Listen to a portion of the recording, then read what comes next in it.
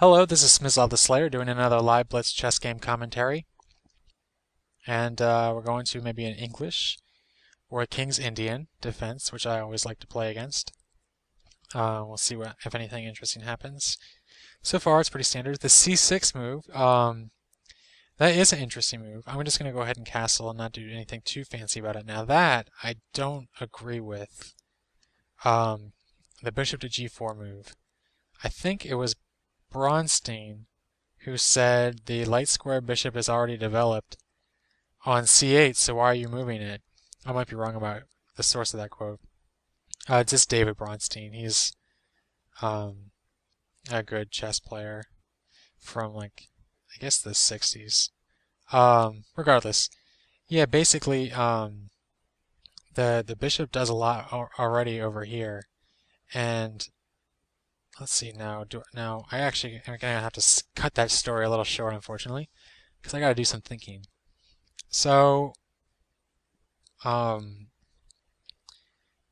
Black is trying to play on the queen side, which is very rare, and I don't think very good. I'm going to go ahead and play f3, which solidifies e4. Okay, now I don't see what he can do at all. I wonder if the c4 clamp is pretty decent. I think a3 is definitely going to be the move I want to play. And we'll see how Black reacts, with the idea of just, of course, playing b4. And I will have, see, b4 I don't know about though. Let's go ahead and let me just think a little bit. This is actually a pretty complicated position. Well, h6, knight to f4, takes check, queen takes, king takes. Um,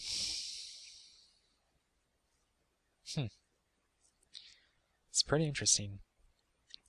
I'm gonna go ahead and play well, his bishop is bad though. Why would I trade it off? Yeah, that doesn't make any sense. I'm gonna go ahead and play rook to I wanted to play to c8, but sometimes sometimes it doesn't work out. I actually want to play the rook to the b file, but that didn't work out. So c takes, a takes. This b6 pawn will come under pressure.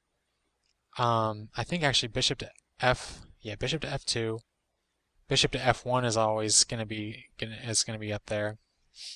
I think just takes and then maybe try to attack, get to the c6 square somehow. Doesn't really seem that promising. I want to move this knight, but I'm not exactly sure where. Maybe to... I kind of wanted to put pressure on c5, but I don't see a good way to do it. Knight to a4, I'm a little worried about b5.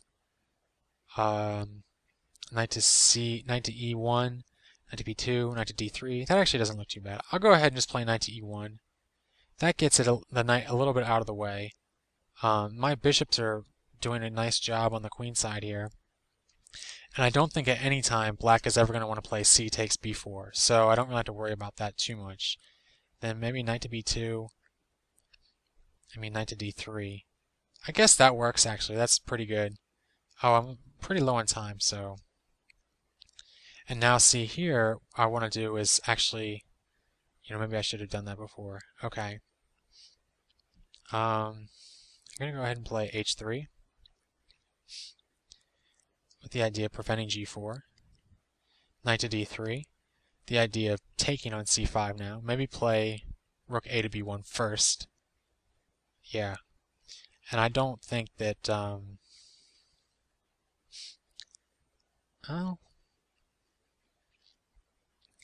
Maybe Black can get kingside counterplay fast enough. See, here's where this h3 move and no light square bishop does pretty decently for the most part. Okay. So I'm going to want to go ahead and play queen to a5. And now my queen can invade. I can take on the a6 square or a6 pawn. Then attack this d6 pawn. I can play to the queen 7 square.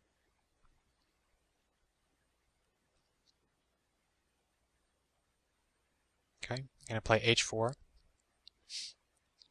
Now if g3, I'll just play here, I think. If g takes, then I'll just play bishop takes. Yeah.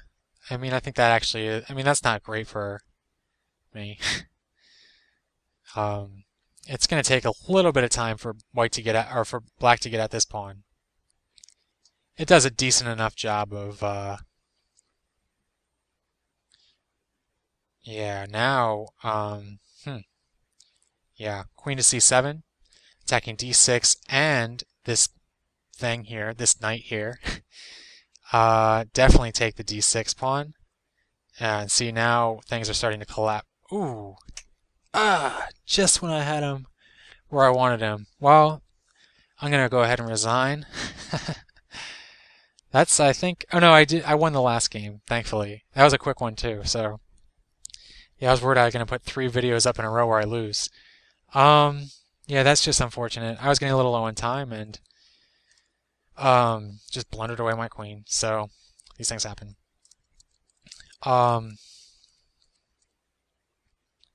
Yeah, I mean, there's not a, I mean, I guess there is a lot, like maybe too much to say.